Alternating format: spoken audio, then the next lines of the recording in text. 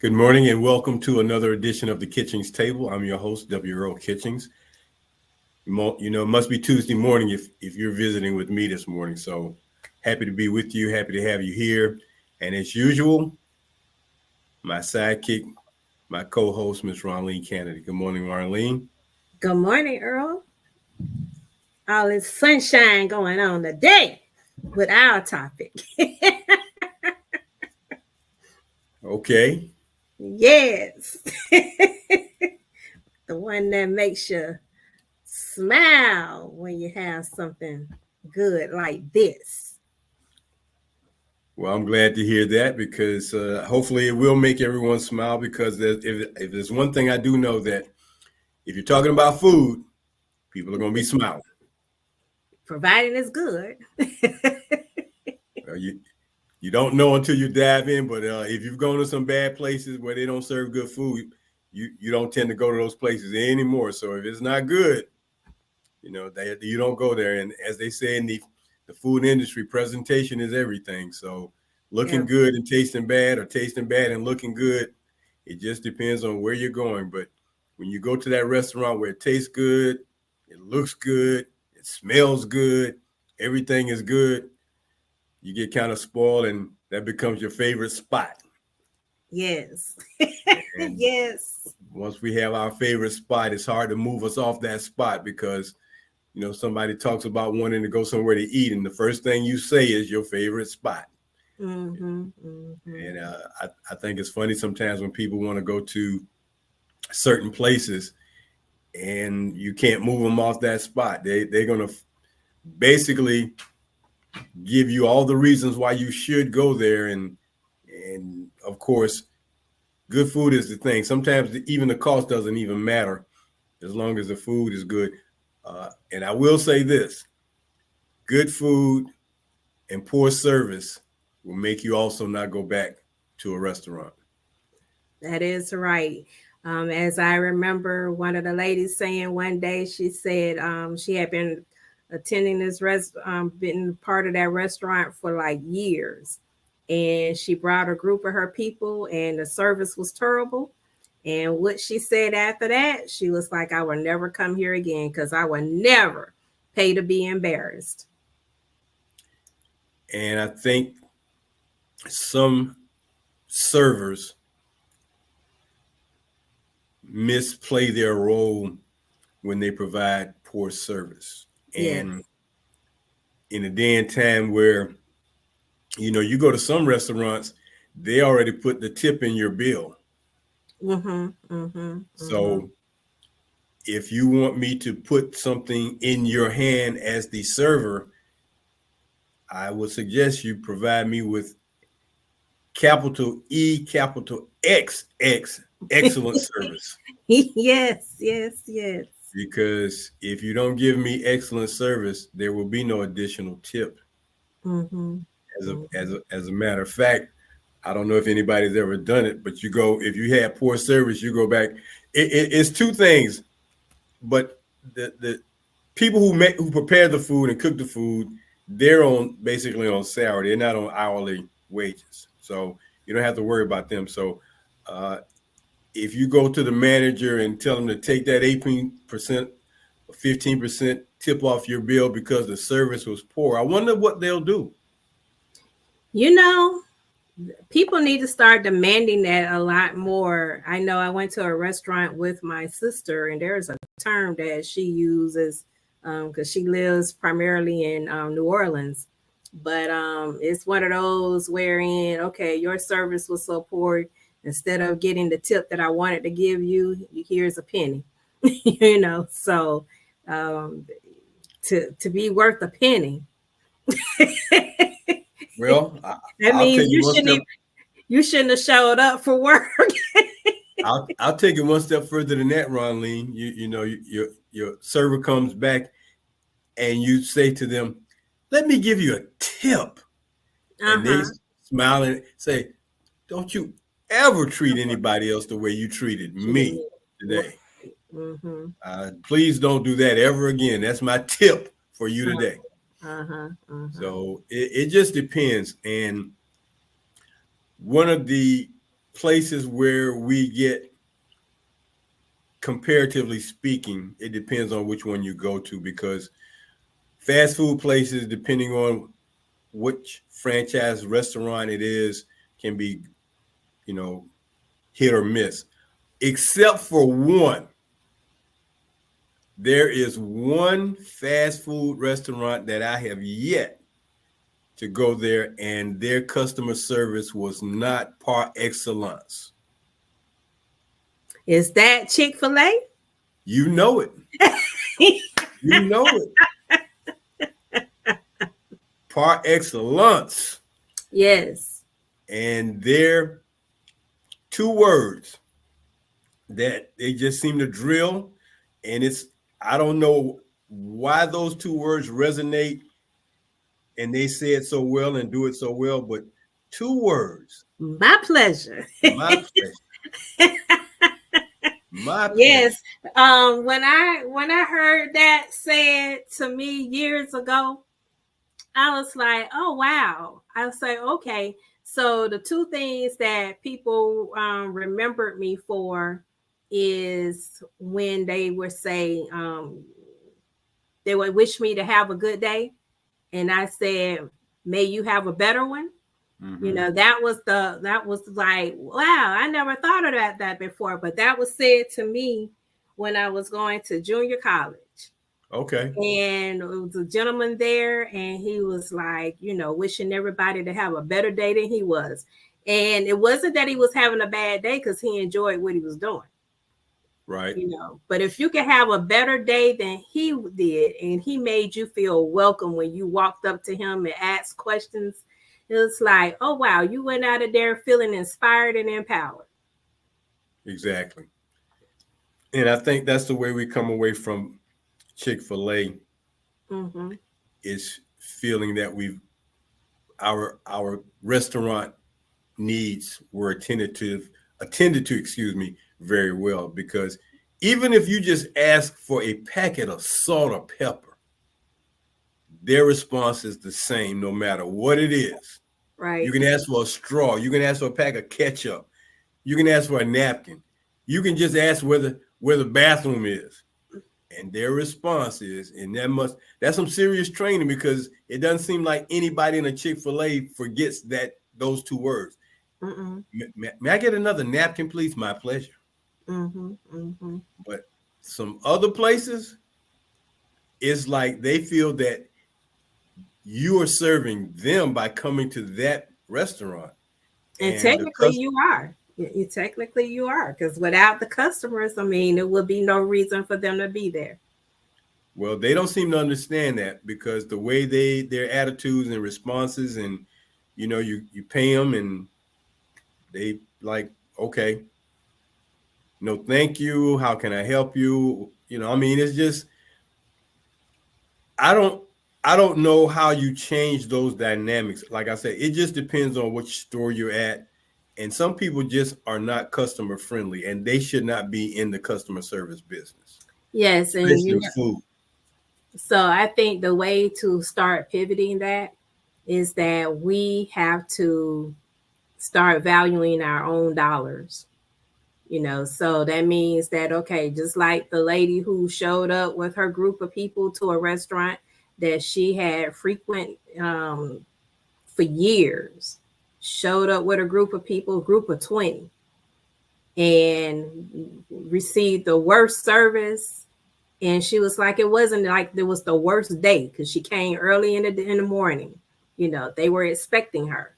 So what she said was, okay, you have lost my business forever. And I think when people, I remember Robert and I, we were sitting at a restaurant, and I don't know what was going on. And I did ask the question. I was like, okay, did y'all have a change of management? What's going on? Tell me what's happening. And, the way the lady talked to us, I said, oh, okay. I said, well, I said, come on, honey, it's time to go. And I think if we start walking out of the door before we get to that ordering session, and it's like, hey, let's take our business where we want it.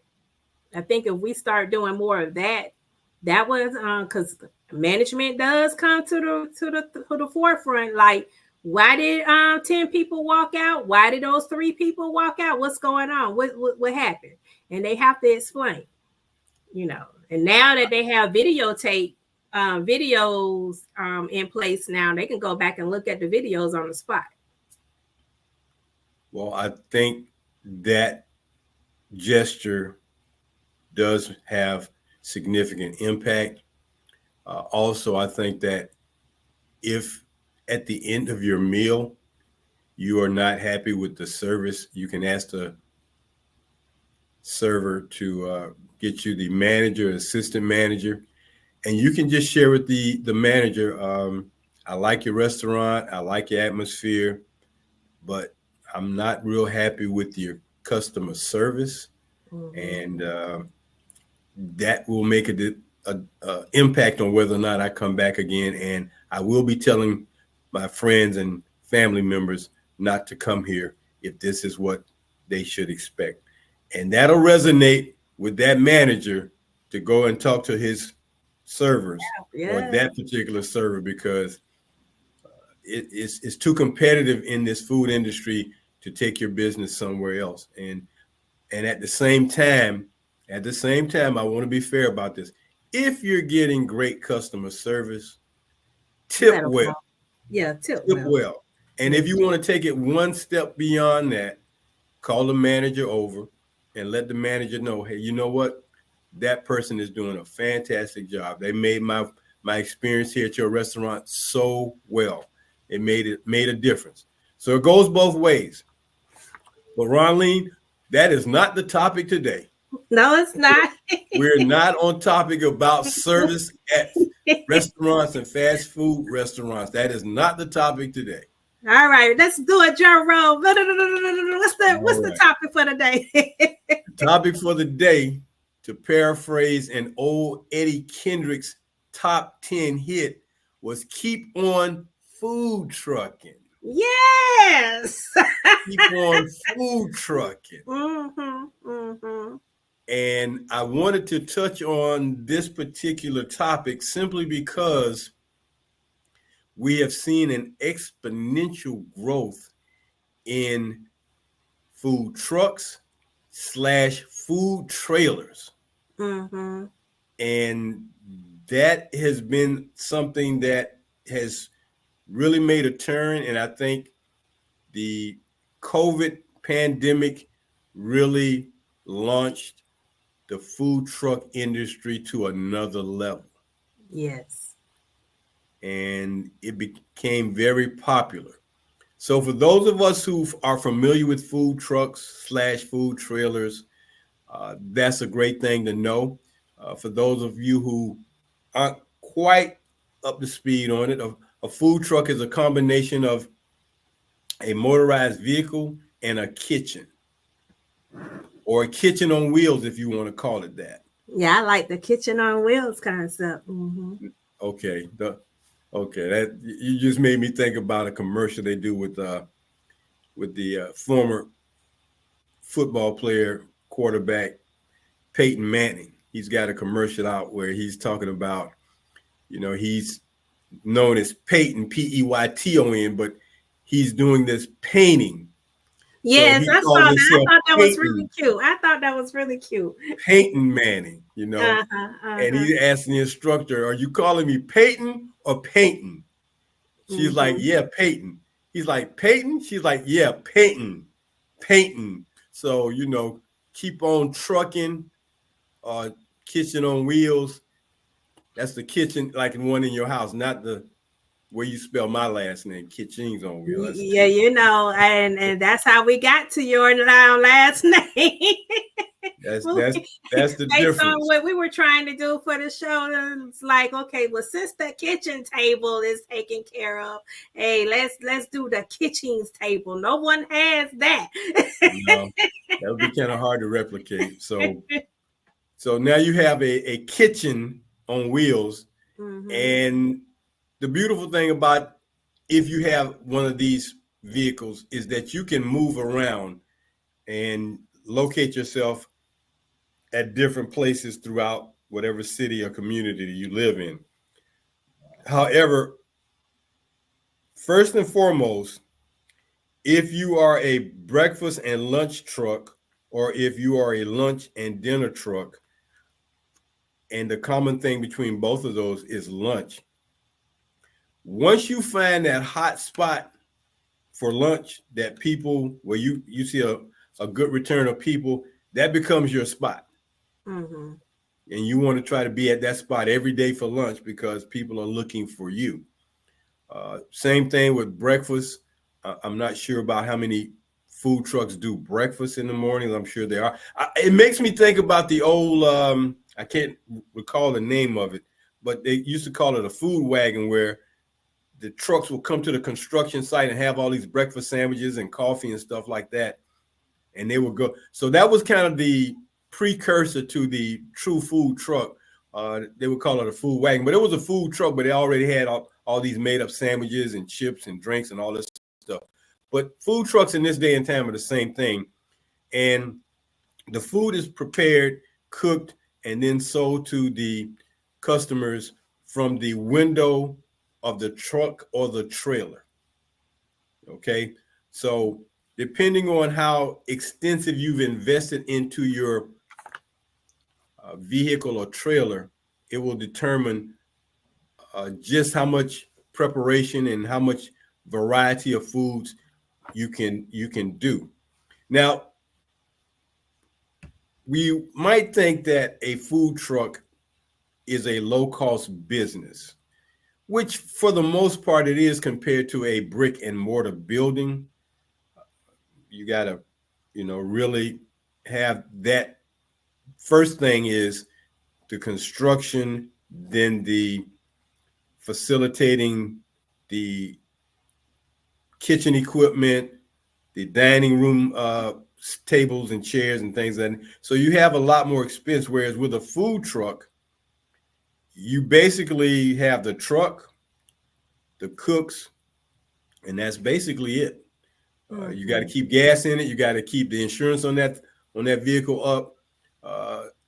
And you have to, make sure, of course, that you got your health license, because you certainly don't want to get shut down by one of the food restaurant inspectors who come by and want to shut you down. Your food's so good, but we're going to have to shut you down because of these health issues. So a lot of people who might want to go into the food truck business, it is inexpensive. However,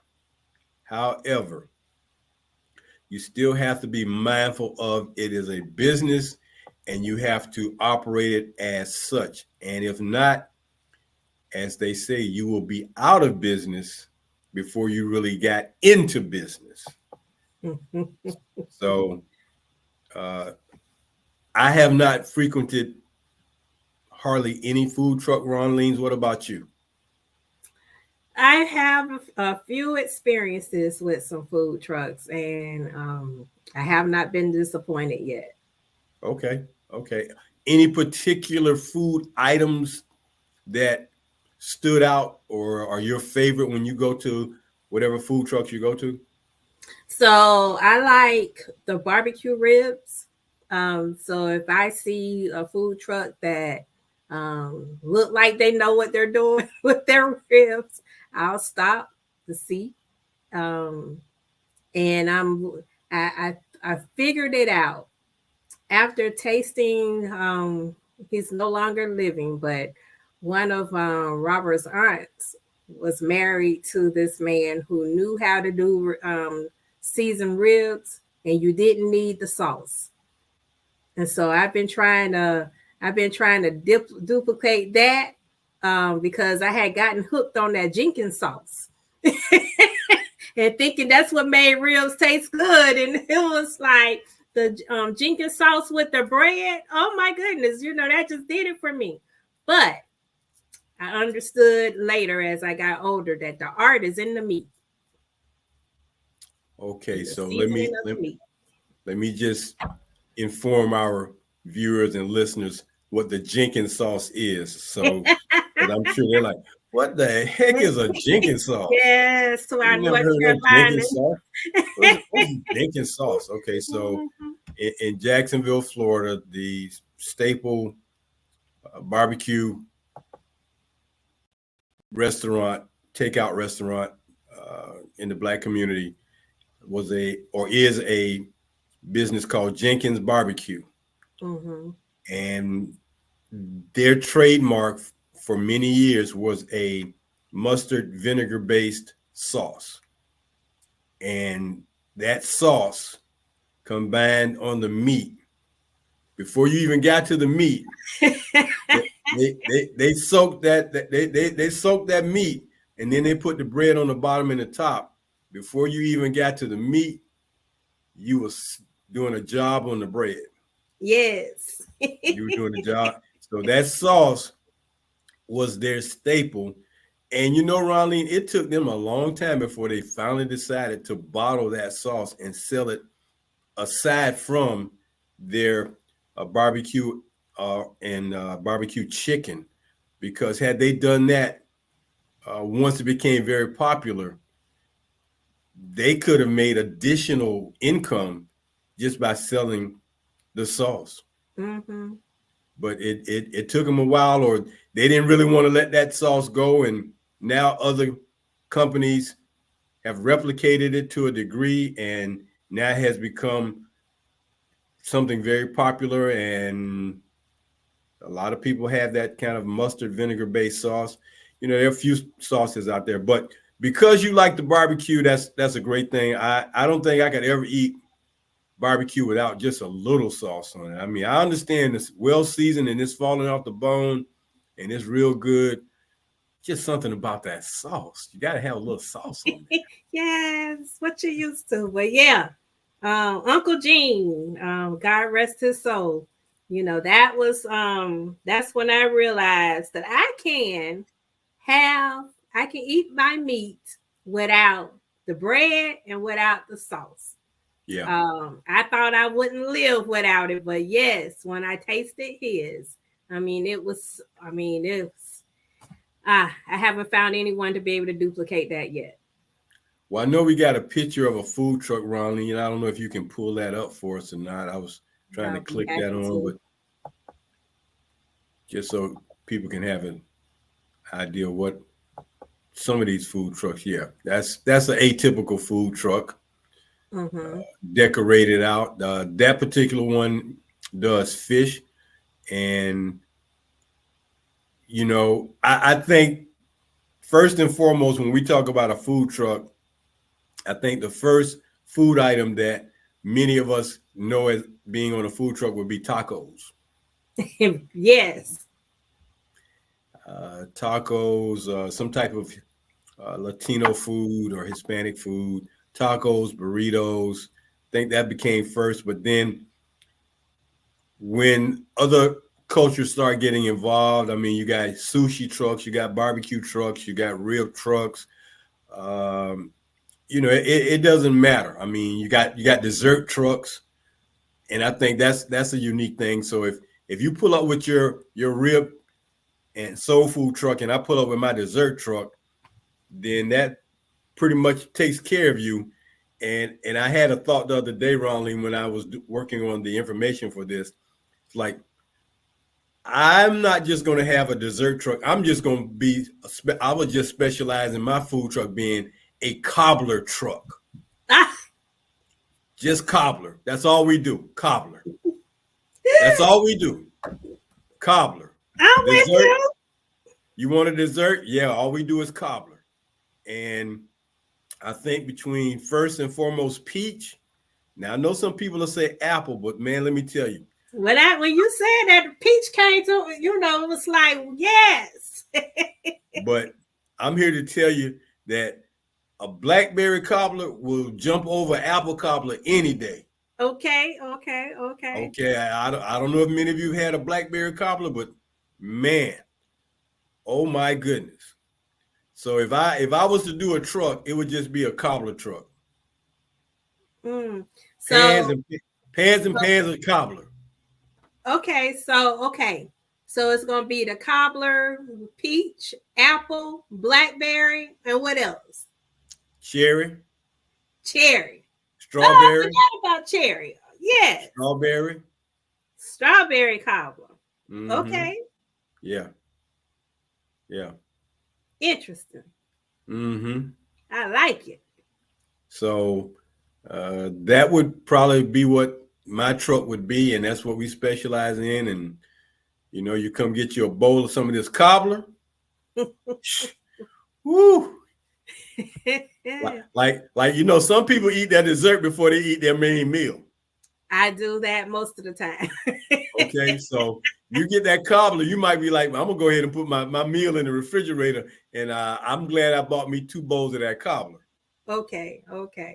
So Now, just for kicks and giggles, because when I think about the cobblers, I think about Christmas. And the one thing I look forward to at Christmas at my grandmother's house, and Jerome and I, we were just talking about that with his great grandmother, my grandmother, his great grandmother. Banana pudding. Would that be a part of the cobbler truck? unfortunately, it would not be. Okay. Strictly cobblers. Strictly carb. Okay. That's it. So you don't even have to guess. You don't even have to come up and ask the question. Do you have banana pudding? Do you have bread pudding? Do you have any?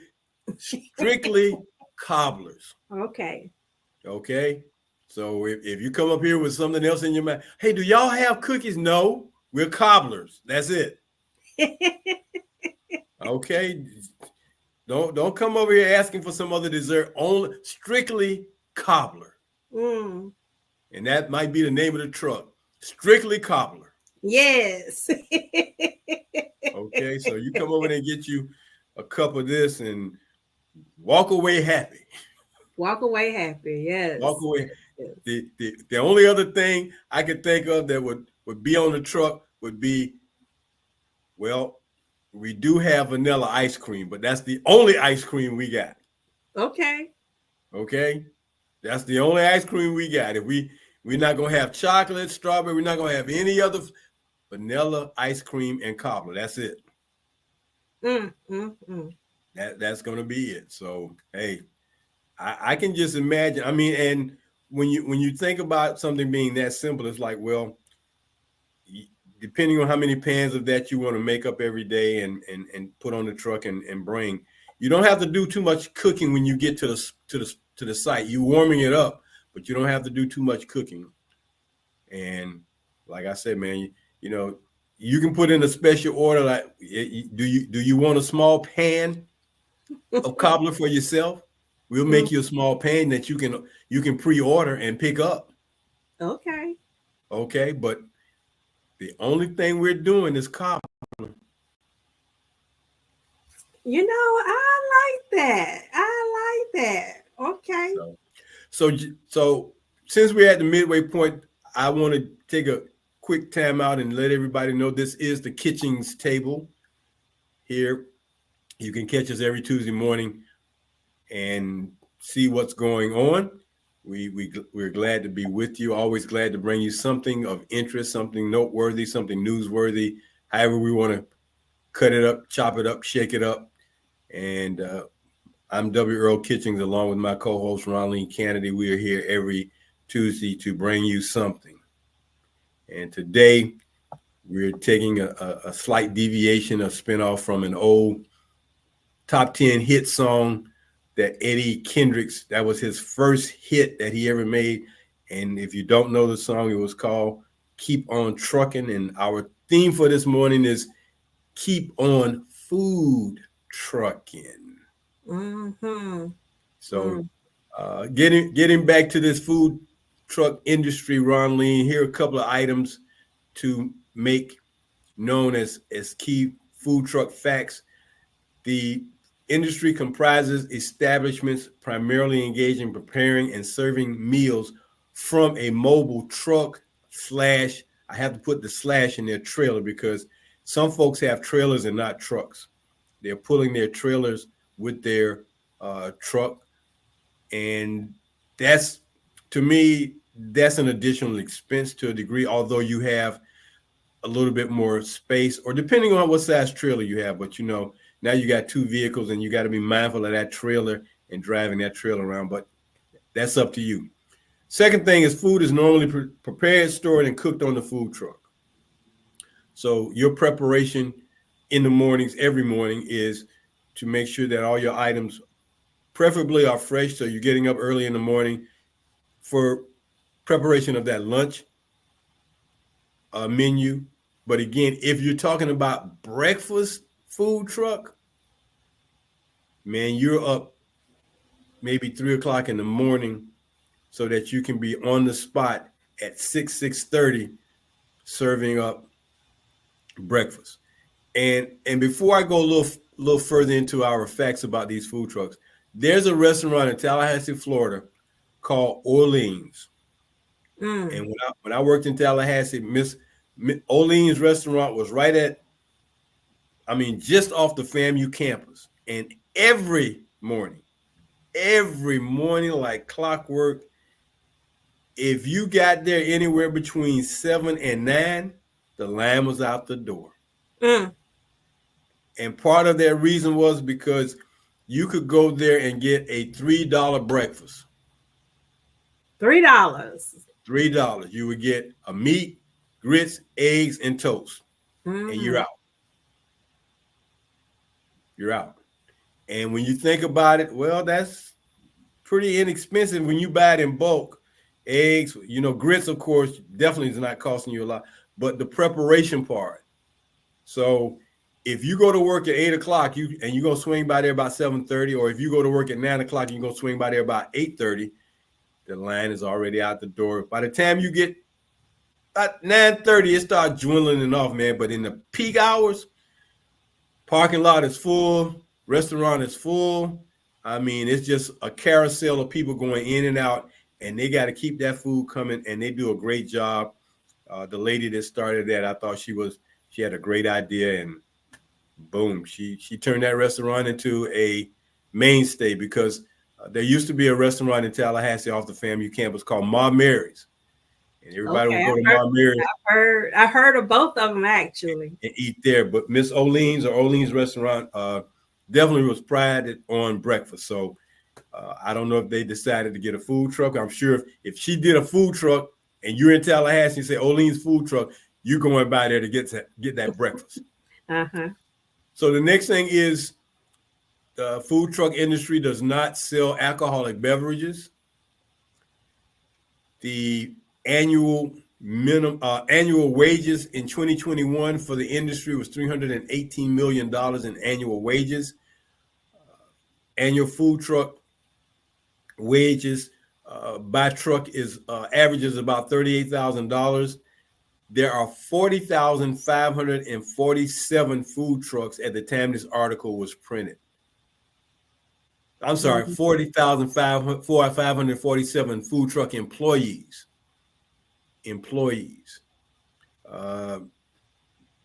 And the annual estimated revenue for food truck is $2.7 billion. Global wide, the industry is $3.93 billion as of the statistics dated in 2020. So I'm sure it has made a jump since then. And you can imagine America being one of the premier places where you have all these food trucks. And, this has become one of the fastest growing industries in America, and people are taking advantage of it.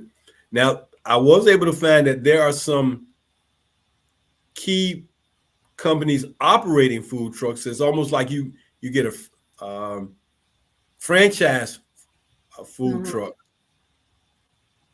So, and then we talk about the foods that's on the truck. We already talked about, the fish, the chicken, the beef, the ribs, a vegan food truck, a vegetable food truck, like I said, a dessert food truck.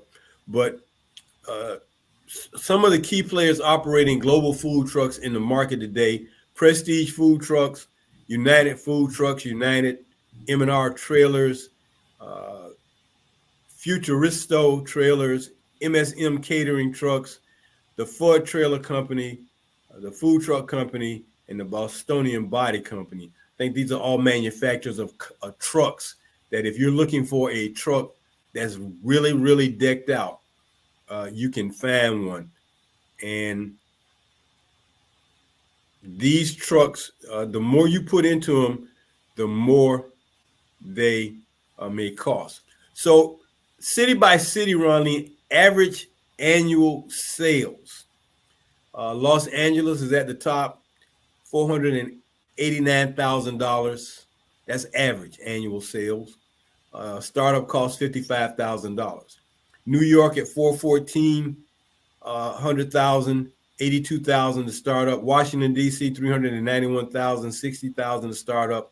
Philadelphia, 379 annual sales, $65,000 startup. Boston, 312 in annual sales, 70,000 to start up. Then they have Seattle, Atlanta, 283 in annual sales and only 45,000 to start it up. So you talk about these food trucks, what you can make, what it costs you, you know, and again, be mindful that your health license and your insurance are two key factors in that.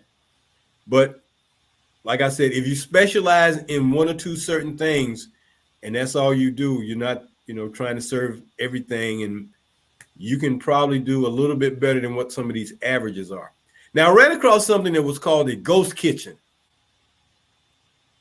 A ghost kitchen. And they're also known as cloud kitchens. They allow restaurant owners to prepare food exclusively for delivery and takeout without physical storefronts. Mm. The global market size currently sits at $43 billion and could quadruple to $171 billion by 2027. Wow. So chains like Chili's, Applebee's, Panera are, as this indicates, are adopting their models to go into the standalone food truck and be, competitive with these independent food trucks. So you may go out and see a Panera food truck or Applebee's food truck, and because you know the Applebee brand or the Panera brand, you go to that food truck to get your food. So it just depends on what you're looking for, size wise.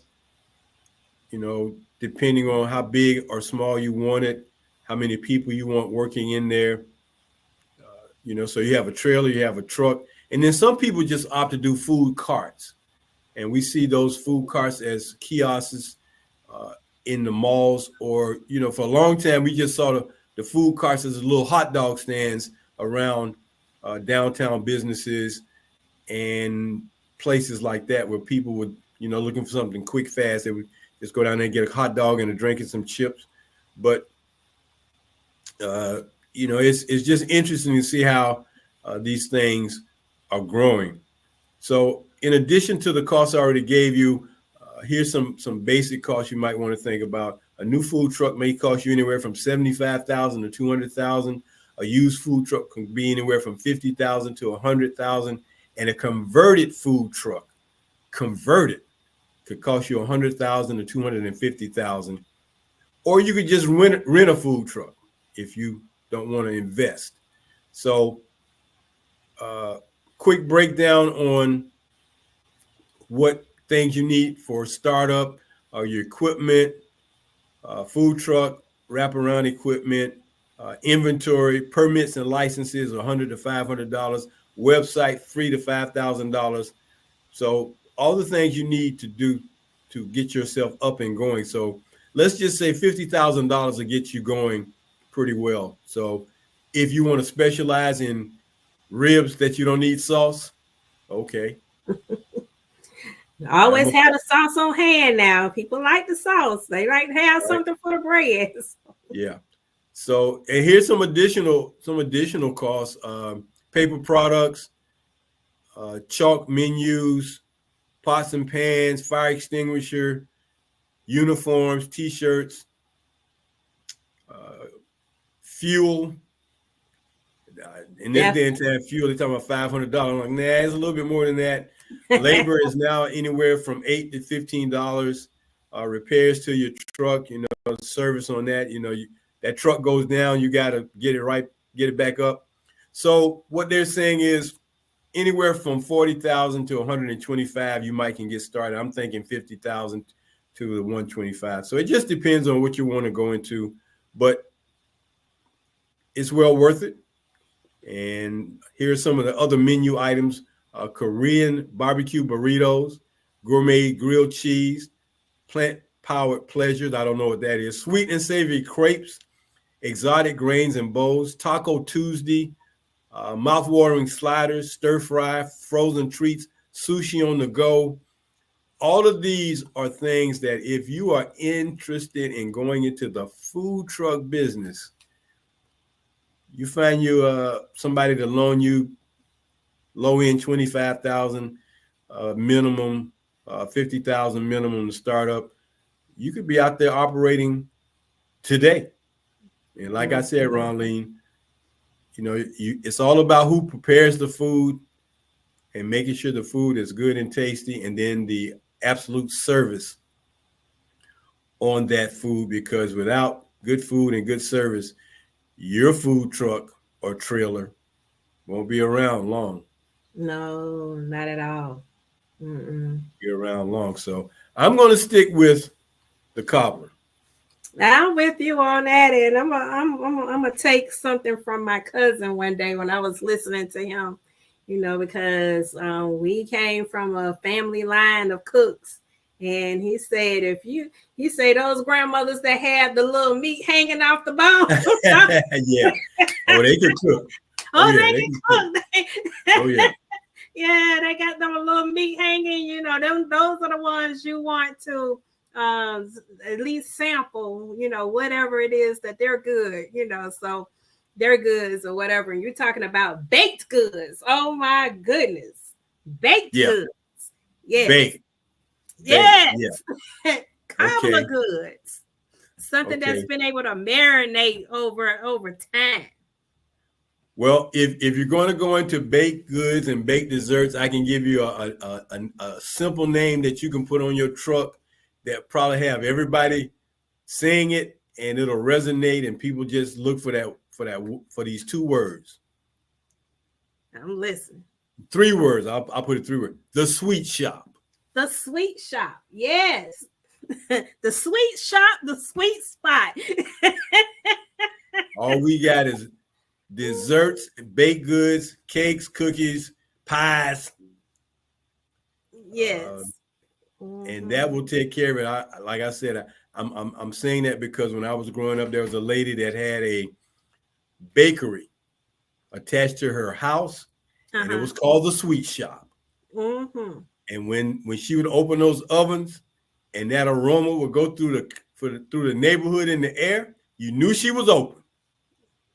You knew she would open.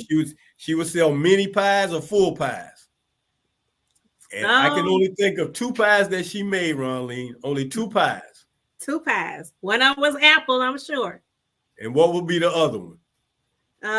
Apple. I don't know. Come on now. Come on now. Banana pudding keep coming in my mind.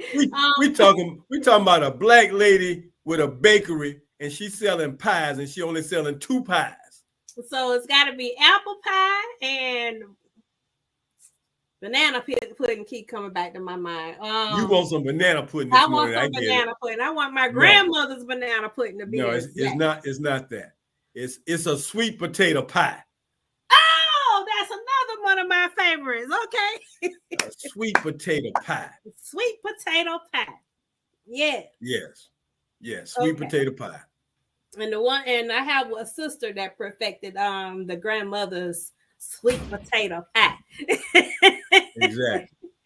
Exactly.